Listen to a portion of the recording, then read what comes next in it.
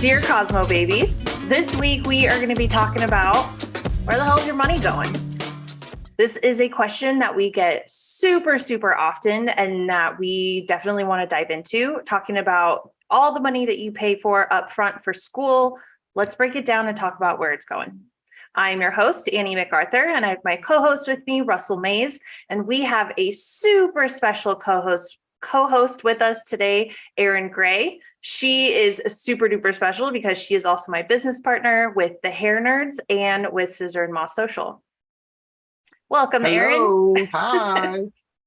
Erin's voice got deep. A little trick I'm working on. Yes. It's so nice to have you on, Miss Erin. I feel like it's a privilege. Yeah, well, because I avoid video like plague. So Good thing this is a podcast. Yes. Perfect. So the reason that we really wanted to start off our FAQ section of the podcast was because this is a question that we get all the time. Erin and I see this question slide into our DMs from students. I probably at least once a quarter, every couple of months or so, kids are asking us, where's my money going? I paid all this money and I don't know where it's going. And I think that the reason that Erin is going to be so good at answering this question is because Erin has spent over a decade in the school systems. She has worked in so many of the top cosmetology schools across the country. She has built advanced academy and curriculum. What have you done? And a couple things. Well, I think I definitely worked in quite a few hair schools across the country, so not just in one state. And I think that students who ask the question, like, where the hell is my money, are usually unhappy students. People who do not feel like they are receiving value, or don't feel like they're receiving the things that they were promised when they signed on that dotted line. Yeah. However, right, it's also worth mentioning, it is not cheap to run a cosmetology school. And these things don't just happen. Your instructors don't come to the hair school because they love your face and can't live without it. Like they're there to pay their bills. Like it's a job. And while they're, I'm sure, very, very passionate, they do still expect a paycheck. And so I think that it's really important for people to kind of have a scope of what actually goes into running a school, just so that you know that they didn't take 20 grand or 25 grand, whatever you're paying right now, and put it in their back pocket. And now they're just, leaving you high and dry. Like there are things that it takes, like the school that you're in, the physical location. I have been in spaces with owners that were $20,000, $30,000 a month in rent, right? And that's every single month, keeping the lights on in a 10,000, 20,000 square foot facility, also not cheap. Water, a million water heaters, and all of the items that are there and provided for you. Your kit, and some schools provide kind of a basic kit. Some schools are definitely putting some money into those kits, and you're walking away with Mizutani scissors. So when I went to school, I think I paid around like $23,000 or so. I went to like a pretty uppity, prestigious private school, so it was a little bit more expensive. Russell, what did you pay for school when you went? The first one, the second one, or the third one? The first one was pretty cheap. I want to say it was $1,500 or $2,000. The second one was probably about the same, but I didn't finish either one. But the prestigious school I went to was, I think it was about $5,000. Oh, okay. But that was 35 years ago. Thanks for making me feel old now. Inflation. Yeah. And I went to school I went to cosmetology school in about 2012. So I don't even remember when mine was. It was so long ago. I've suppressed that era of my career.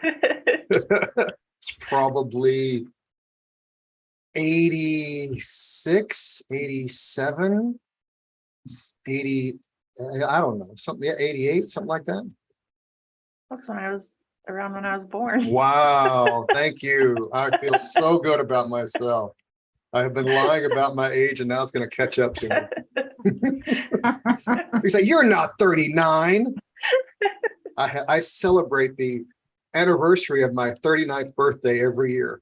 I don't I love age. it. I don't get I'm old. gonna have to stop. Yeah. Yeah. I'm 39 right now, and I'm like, I don't know that I'm ready for that big jump. So going back to, where's the money going? I mean, what do you think the top 5, expenditures for a beauty school is or are?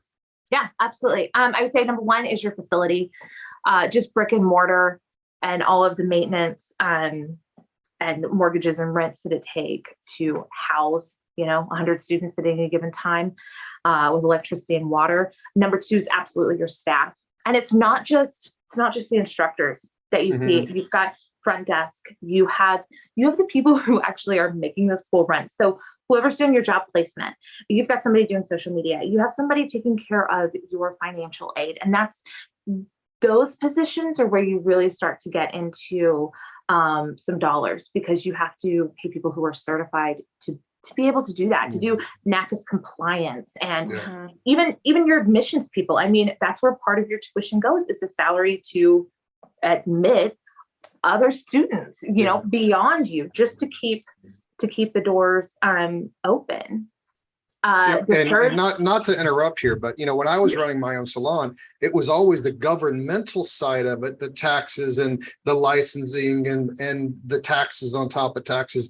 That was the biggest expenditure for me and the biggest pain in the butt to deal with, not knowing how to file stuff. So yeah, those people are worth a lot, being able to file all these things and get grants and stuff like that. Take financial aid. So if you want that good government money, or if maybe you are eligible for the Pell Grant and you want to find a school that's going to allow you to use that and to not just write out a check for 25 grand, then you have to have those people. But beyond that, you have the people who are helping you find jobs when you leave, who are helping with advanced education programming.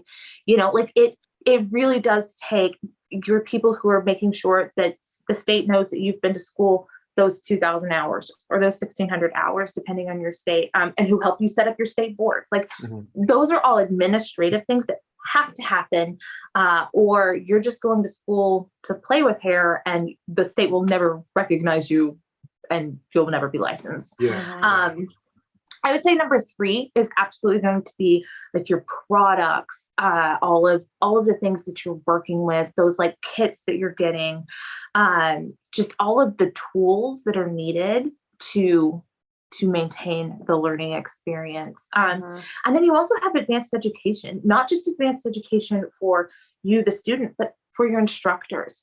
A lot of schools are sending their staff to different learning facilities, making sure that they're staying up on the most current techniques. In some of the schools that are more corporate, you guys are going to different types of events, and all of that costs money.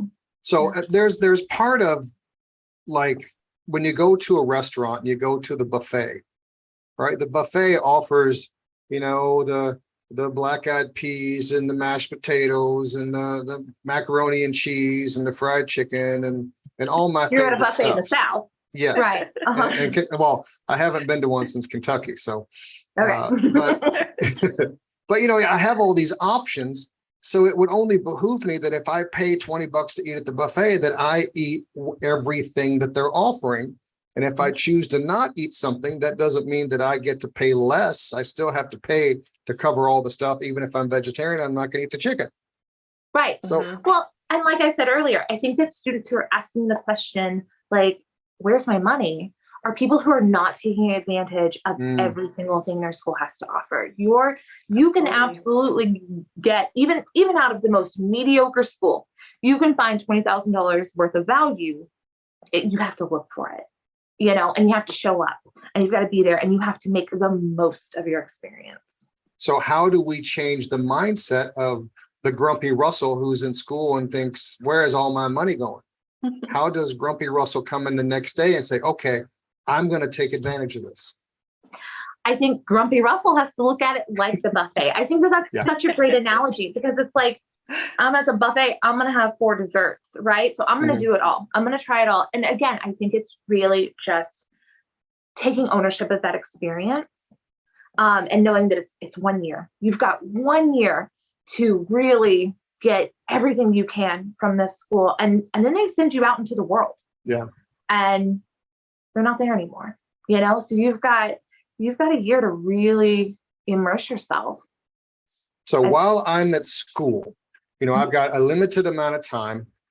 What do I need to focus on and take advantage of while I'm at school that I can't do once I get out in the real world? I think that you have to be an Annie while you're in Okay. school. And I'm going to toot my own horn, because you know what? I went back to school when I was 26 to get my cosmetology license. I did every fucking thing that was available to me. I entered every competition. Whether I sucked at it or not was a different question, but did I do it? And did I push myself on those boundaries to figure out, is that something I like, or is that something I do not like? And I took advantage of every single opportunity.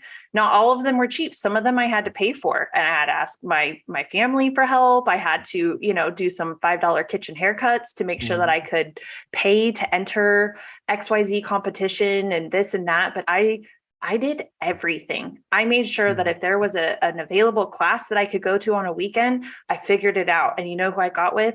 Erin.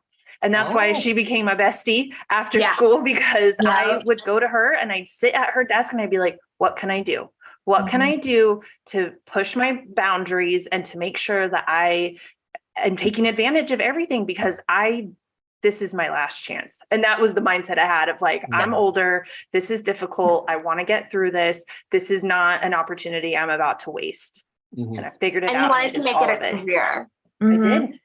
So I think that some of the things that Annie did, Annie was really good about, entering competitions. Like she entered Beacon, it's like, well, I was having a competition.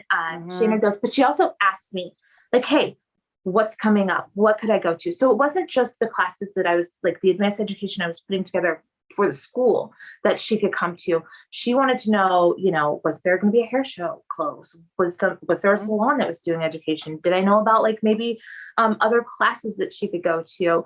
But the biggest thing that I think that Annie did was she showed up to school. Yeah, every day. School. And that's the number one thing. And that's the thing that is so hard, and when Annie came, she was still working an almost full-time job in the evenings. And it's not fun when you get off late and you're tired, and you don't really want to get up and go clock in. But she came every day that we were open. And so she didn't get behind on the education. She always knew what was going on, and wanted to go and take everything, even when it meant, working extra shifts to be able to pay for a trip. To go to like the ISSC show in Long Beach, or to go to Naha, or to go to an Orbay show, or kind of whatever was going on. She figured out a way to do it, but was also really interested in like online education was just kind of coming out then. She was listening to versions of what podcasts are now, and interacting and truly like stalking the artists that she wanted to work with and be like. But she would come to, the person at the school who happened to be me and say, what next? What do I do next? What else can I do? And I think like that's the hair nerd attitude, right? Like that's the hair nerd student. That's the student who is very, very passionate and remains passionate 10, 12, 20 years down the road. Yep. And I think that's the number one thing is, like Erin said, go to school, show up. Like I did everything to make sure that I got out of there. I got out of there 10 months. I was not trying to hang out. Like I did it all. I took advantage of every single thing and got my money's worth. Yeah. The first 2 schools that I went to, So embarrassing. But I was such a bum. I didn't want to go. I hardly showed up. And so of course I got spun out and it just didn't work out. But then when I finally went to, Roy's, the fancy one, I went literally every day, and you had to show up. Like I think school started at 8. And if you were, I think it was 8:10 or 8:11, or they gave you like a leeway of 5 minutes or 10 minutes. If you showed up if it was 5 minutes, 8:06, you can't go to school. You're out. You have to be there at 8 o'clock, or maybe it was 8:01. I don't remember. They were very, very strict about that. And it only takes a couple of times. Minutes? Is that right? We had 3 minutes and there would be lines trying to clock in. Yeah. And you were hoping. So like, I get here a finally little earlier, ladies. Yep. But they would, I mean, I don't care if you drove 45 minutes to school, like they'd send their ass home. Like they were no, bye. Yeah. Yeah. And, at that time, I mean, I was living the, what I called the alternative lifestyle, meaning that alternating nights I would sleep. Okay. So one night I would sleep, the next night I'd stay up all night, go through the next day, the next night I'd sleep, and then I'd go out all night, the next night.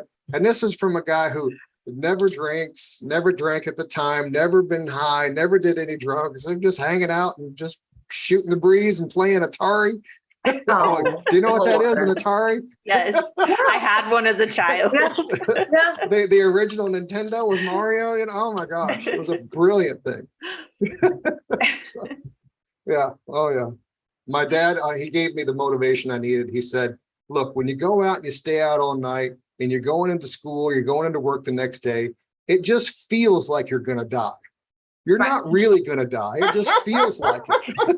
So suck it up. Yeah. Go, mush, go. Yeah. Like, thanks, Dad. That's funny. So we're talking a lot about schools that have a cost around 20 to 25,000. Russell and I have talked in past podcasts about how there are different tiers of schools, how you have like your lower end schools that are a lot cheaper. You have your like medium style, and then you have your more like your little high end elite schools that are around, the $25,000 range. So let's say somebody is at one of these lower end schools, where for a school that's running at around maybe $10,000 to $12,000. Yeah. And you're getting bare basics, right? Like so what does that get your look license? Like? Yeah. I would encourage a student to invest in, maybe a bridge program, right? That's going to take them from school where they're really, they're there to just get their license. This is a down and dirty, get in, get out kind of program, and those are okay. Like those are absolutely okay. Yeah. You're going to need to invest in yourself. That $12,000 or $13,000 that you saved, you could take $1,000 and make a real difference in your life over the next 2 or 3 years. Literally, so many of these programs are $9.95 a month, $19. Hell, Sassoon Online you can get for $19.95 a month and learn the entire ABC's cutting course and the ABC Plus. So, you can do Elevation H, you could do the Nick Berardi classes, you can do the SR Hair Society classes. There are so many, and they're $10 a month, and you can learn in the evenings. And I also think that so many of them are really built with some of them. There are some of them that are really built with the cosmetology student in mind, and taking them from, here I am with 1,000 hours and I've got a pretty good base and knowledge of how to do it. I'm going to really learn how to do a bob, right? Like I'm going to really learn to do some of these precision cuts. I'm going to really figure out the shag, and I'm going to learn to use the razor.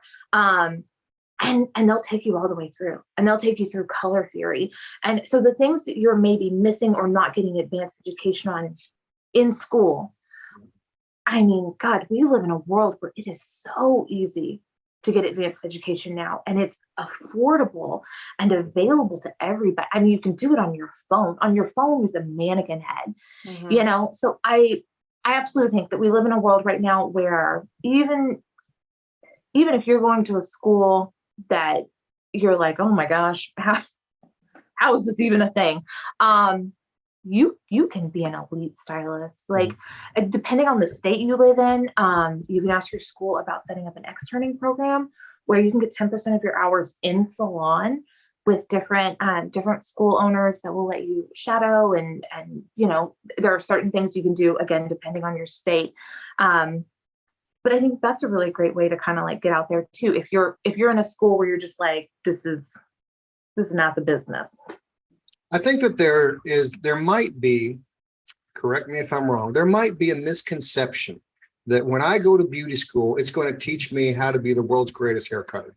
But Yes. I think that people don't take into account the fact that they have to teach them sanitation and sterilization, skin diseases, what lice looks like, how to deal with all these different hangnails and this nail and that nail, and the state mandates that.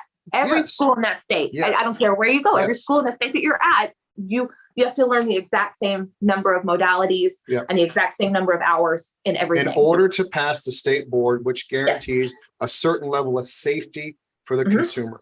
So Absolutely. there's not enough hours that they're going to school in order to be a completely well-versed and educated hair cutter or stylist or colorist coming out of beauty school. I mean, I think personally, I look at the beginning of everyone's careers, the first 4 years of your career are like college. The first year is beauty school. The next 3 years, you're going to be apprenticing and be on the floor for a year, would be the optimal old school way of doing it. You go to school, then you assist, and then you get your chair. And that's 4 years of college right there in education, because there's a hands-on component, there's a personality component, there's an interpersonal component, and then there's a skill component. And you can't teach all of those in 8 to 10, 12 months at beauty school. No, absolutely not. Absolutely not. And I think that that's why a lot of students leave school and immediately DM us and say, holy shit, I learned nothing. I learned absolutely nothing. It's always nothing. Not a single damn thing. I know what lice looks like. I don't know what to do. And I do not feel prepared to work behind the chair. And I'm terrified to even take my board because I'm not ready. And I think that that's really a communication issue, right? Like, I think that schools, there's so many schools and there's only so many people who want to go to them. And it's so competitive for schools to fill classes now that they're not managing the expectations of newer stylists, and so to get you to sign on that dotted line, you're getting a lot of like, well, yeah, you can absolutely open a salon as soon as you graduate. You're totally going to know how to do everything. And of course you're going to go to LA and do like celebrity hair. Like, when I was in the schools, I would ask them day one, like, okay, what's your name? Where are you from? And why are you here? And every single person was like, I'm going to be the best cosmetologist I can possibly be. I want to make people feel beautiful. And also I'm going to open a salon as soon as I graduate, or, move to LA and just do movie stars. Well, that's great. But, there's 1,800 steps in between it. And so I think people are being sold a dream, as opposed to reality. And that for me is, I think that's where most of our issues in the industry with this like younger generation start, is that we're not giving people a clear expectation of what the next 4 years are going to look like. We're selling them on like, you're going to graduate, we're going to throw confetti, you're going to pay your loans. And then you're going to go be a millionaire. And that's going to be great. You're going to know everything and you never have to learn again. And that's not this industry. No, that's not this industry. It's not. It's not in the industry, like, I don't care what you're doing.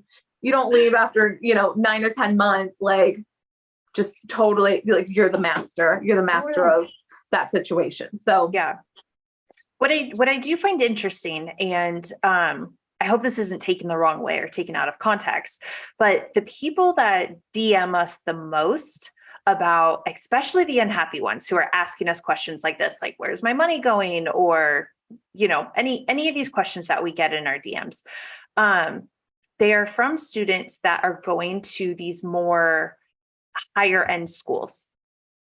And the reason that I bring that up, that I find it so interesting, and do we love getting these DMs? Absolutely. Like always DM us, slide in our DMs, ask your questions. Like we love it because, and we do respond. We try our best to communicate back.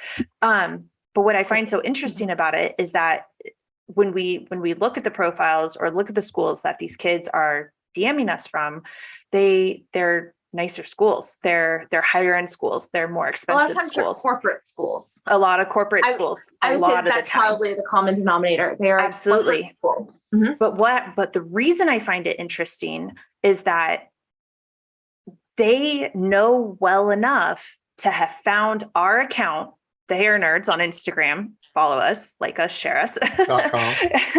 thehairnerds.com. They have known well enough to be able to find that account to DM us. Mm-hmm. And I think a lot of the reason that these kids who are going to cheaper schools or community college courses for cosmetology programs, or, you know, these lower end schools, which may or not be actually lower end, they're just less expensive. Mm-hmm. They maybe not have been taught the same things or been taught as much to know or find our account, to be able to DM us about it. And I think that that's a testament to you are learning something. You're learning something more than somebody going to one of these, you know, quote, lower end schools, because they were at least teaching you how to find trade media and how to reach out to us and how to look on Instagram and use social. And so it's like it is interesting to me that it's like, even though sometimes these kids come to us really upset about things, you were taught something because you were able to find us in the first place. Well, maybe it's a perception issue, is that, if I'm going to go to, you know, the Harvard of hair and I'm going to pay 35 grand, when I get out in 10 months, I should be the king of, you know, of New York. I should be able to go do all these things. But then when they do graduate, they know deep down, I don't have the skills to go do what I want to do or to get where I need to go, because I just jacked up my mom's haircut yesterday and now she won't talk to me. So, but you know, it's a perceptual thing. So you still need the time served to get the experience in order to have those hand skills and the personal skills that go along with it, regardless of what school you go to. Absolutely. Just because I go to high end doesn't mean that I'm instantly going to get out and be perfect. Whereas if I was to go to a vocational school, then I still got training. No, it's the same training across the board. Yeah. And I think that's just where the perception issue comes in, because they, you know, they think like, oh, well, I could have paid $10,000 for the same education. But already you are a step above, because you have already been taught things about this industry that goes beyond just being behind the chair. You know, you've been taught social media, you've been taught about trade media in the industry, you've been taught about, you know, something else, because you've been taught more than what you would have gotten otherwise. Right. I think there are two things there. I think that in a larger corporate school, to what you're saying, Annie, there's more staffing. You have a student services coordinator, you have a job placement person, and you have all of those things. And so you have people who are well-versed in the industry and can point you to other solutions, right? People who their whole job is to help you find your way, right? And you don't necessarily have that in the school where there's 3 instructors and the owner's one of them, right? The other thing that I think can be very dangerous for people who are looking at schools is to think that the brand recognition of a school, a corporate school, right? That means their personal brand will then be recognized in that manner. Just because you went to, I don't care what school you went to, if you didn't go to class and you didn't bother to learn, you're still going to be a crappy hairdresser, right? So I think that while there are more luxuries in a larger school, again, the hours that are devoted to certain items are still going to be the same. That is not to say that in these higher end schools, they do not have, I mean, they have these incredible curriculums that they have spent millions of dollars on, you know, and I mean, it's laid out really well. It's laid out really well.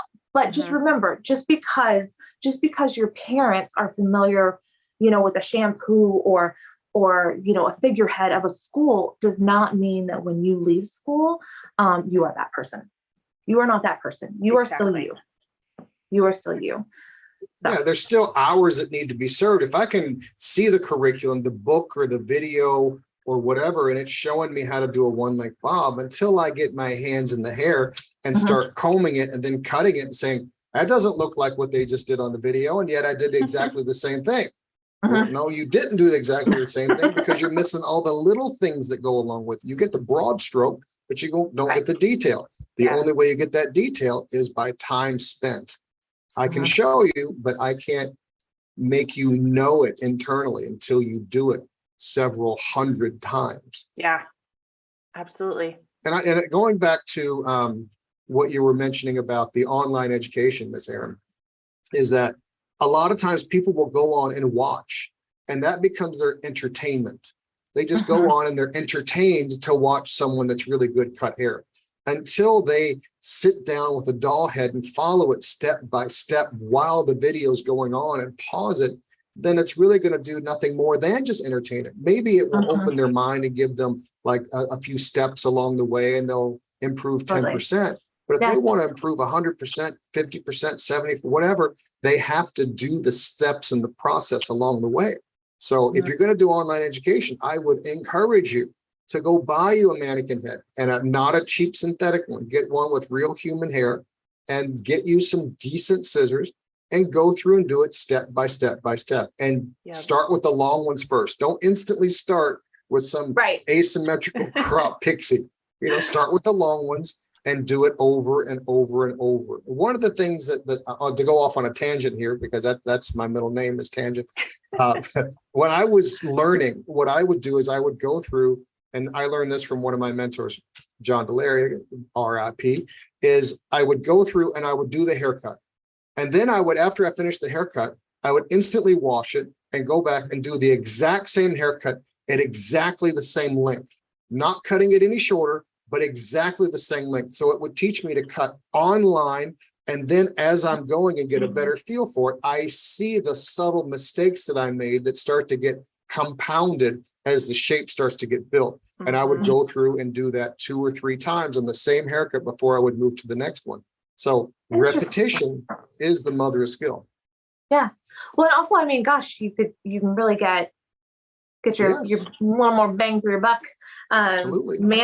Mannequin wise. Maybe that should be my middle name now. Bang for the buck. Russell, bang for the buck. Purveyor of buffets. Yeah, I like it. So I think another thing to touch on is, if you are in this place and you're asking yourself, like, where the hell's all my money going? And you're still a student and you're in school, or let's say you even graduated within the last 6 months to a year, and you're like, what did I spend all that money on? The thing that I think people forget a lot is, especially at a larger corporate school, if a school took financial aid in any kind of way, there has to be alumni services available. And that's actually kind of what Erin did a little bit in her job when she worked in a school. So what does alumni services look like? It can look like a lot of things. I would say that one of the DMs that we get pretty frequently are students who don't feel prepared for their state boards. Maybe they took their state board class, months ago. The testing has been a little wonky with, the way government agencies have been shut down. And I always encourage them to reach back out to the school, let them know, hey, I don't feel prepared for the state board test. This is my date. Can I come back in and retake that class? I've never heard of a school telling them no.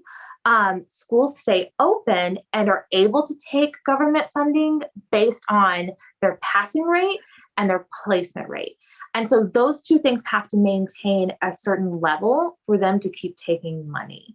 And so they are highly invested in you passing your state board with flying colors, getting licensed, and then finding a job and becoming gainfully employed, because that is how you pay your student loans. So I would, number one, say, if you are concerned about your state board test, Absolutely reach out to your school.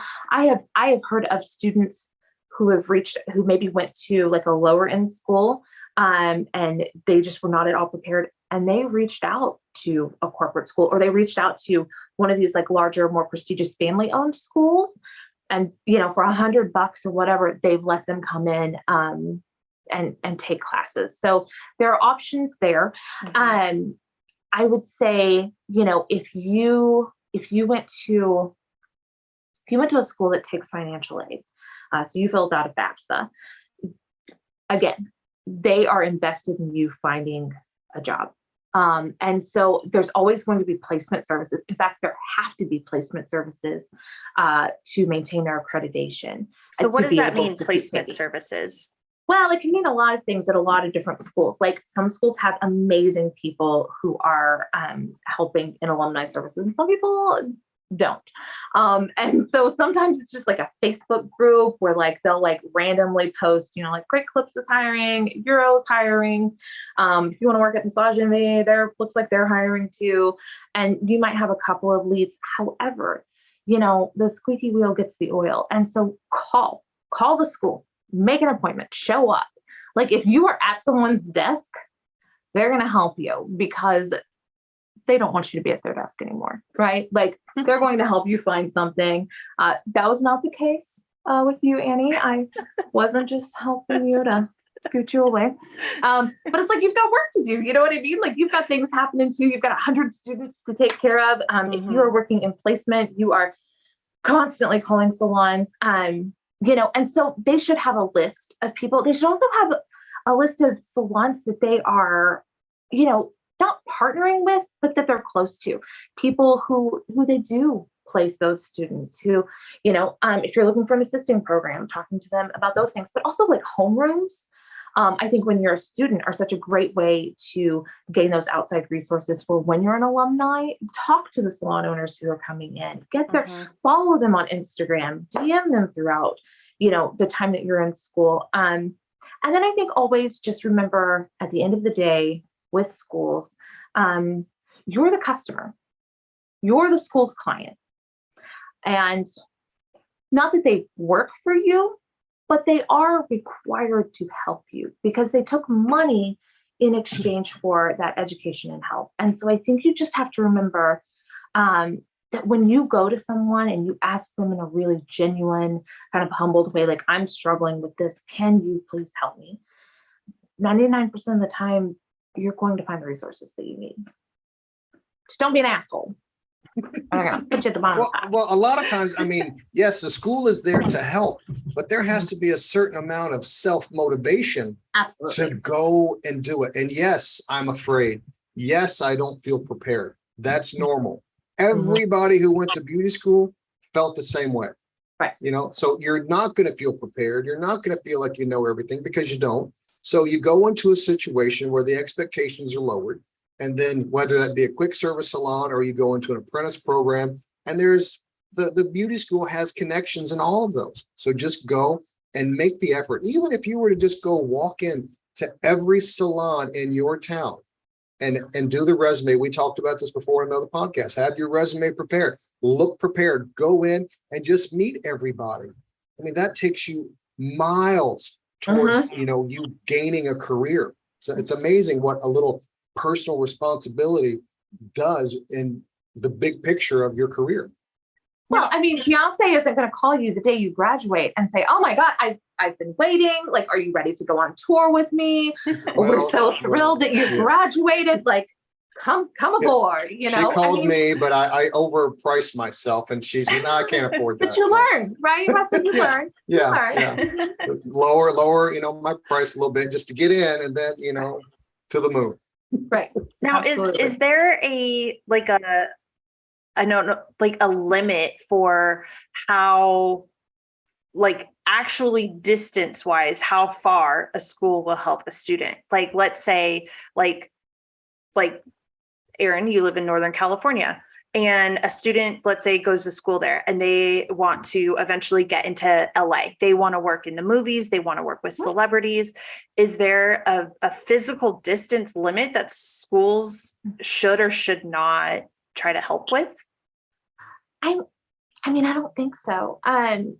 There certainly has never been in any school that I've ever been in, because you want, as a school, you want your students to do well, right? Like you want to be able to tell what's a better admissions, asset than Claire Cosmo, who graduated now and now she's on tour, right? Mhm. So no, there shouldn't be a limit. Again, it depends on the people that you're working with. I would say that if you have aspirations of leaving and going, especially to LA, or doing anything in theater or movies, you need to reach out to people on Instagram who are currently doing that. Dean Banowitz just started a really great class that literally shows you the framework for how to join the union and how to work backstage. I mean, and he's done every show ever. And it's like 6 degrees of separation with Dean Banowitz in the industry. And so there are resources for that. Some schools will, depending on their language, in their guidelines, there will be a time limit though. We help place you for the first 5 years. Some schools will say for the lifetime of the school. So when I was working in this particular position, I would have students who would call and they would say like, oh, I graduated in like 83, because this school had been open for a very long time. I graduated in 83. And I did it for 15 years, had my kids, but I want to get back into it. Okay. And I would start looking, and we would start looking together to find what was going to be a really good fit. So it didn't matter that that person had graduated, 30 years prior. We absolutely helped place. And it should be like that. I think as long as the school's open, you should always be able to go back. Once a student, always a student. That's been the philosophy at every school I've ever been at. I will tell you that I have worked exclusively in family-owned prestige schools, because that is where I always felt I was of best use. And so, again, check with your coordinators, check with your staff to find out how long do you have alumni assistants, and is it more than a Facebook or an email? Can you schedule an appointment? Those are things, but I've not seen a school tell a student no, ever. It goes back to competence and the reach of the person that you're asking to help you. I mean, the first goal of you going to beauty school is, I got to learn what it takes to pass state board. While you're in school, you can also work on the second goal, which is to gain competence. And gaining competence is not only just a technical thing, it's a personal thing. So once you gain competence, competent people are always looking for competent help. They're not looking for slackers. So if you're competent at what you're doing and you come to ask me, say, hey, do you know anyone that works in Hollywood? As a matter of fact, I do. Are you competent at what you're doing, so that you don't make me look bad for suggesting you? And if I'll call up my friend and say, hey, I know you're working on this. I got somebody here that's dying to get in. Would you give them a shot or talk to them? Maybe give them some pointers. And if we have a good relationship, of course they're going to say, absolutely, send them up to talk to me, because they know I will vet them. So that's only going to come after competence. And that requires time and effort and diligence and training and practice. So yes, school prepares you to pass state board. They give you the tools that you'll need, but that's not all. The missing component is you and your competence and your diligence to learn how to use those tools and to use those resources in order to find your own success. I'll get off my soapbox now. Sorry. No, I think that that's so brilliant. I mean, I think that's why we always suggest a bridge program. Like you need something to take you from point A to Z, and you only get so far in school. I think the rest is on you, and you can blame your school, and you can blame your money grubbing, owners who are, fucking. Taking all my money. Scrooge McDuck, putting me in debt. Gold coins. And you know what? There absolutely are some school owners who that's the situation. But at the end of the day, even at those schools, you can walk away with a really incredible career, and it's you. How bad do you want this? Absolutely. Just to That's kind of the touch on question, what Russell was just saying about like the competence and everything else in that particular situation, the other thing that you absolutely need today is a very healthy, robust social media presence. Because if somebody is going to vet Agreed. you and to tell you, like to move you, pass you along to their friend or the person that they know, you're going to need to have a really solid social media presence, because not only is it going to be based off of the word of that person, the first thing they're going to do is check your social media. And if you do not have a good social media presence, please follow us, Scissor and Moth Social, on Instagram. We have courses available to help with your social media presence. We also put a lot of information just on our Instagram account as well. But it's absolutely needed today. It can't be Agreed. just the competence. You have to show the competence also. Well, the competence can get you there, but it's going to be the slow boat. Yeah. The marketing aspect of a good social media program will add rocket fuel to your career. You can do it the slow way, and that's hard. It takes a grind. But if you can add a good social media account to it, oh baby, then the moon is whatever you want. Whatever you want. It's there for the taking. Everything you want is there waiting on the gram. So my last question, just to kind of round everything out of what we've been talking about. Yeah. Let's say somebody is going to a school and their person that is supposed to help them with this alumni services, helping with job placement, all of that. Let's say that they're not very competent at their job.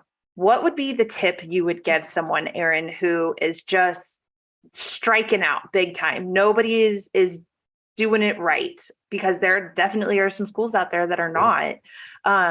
What would be your advice to them? For placement or for education? For placement. Okay, for placement.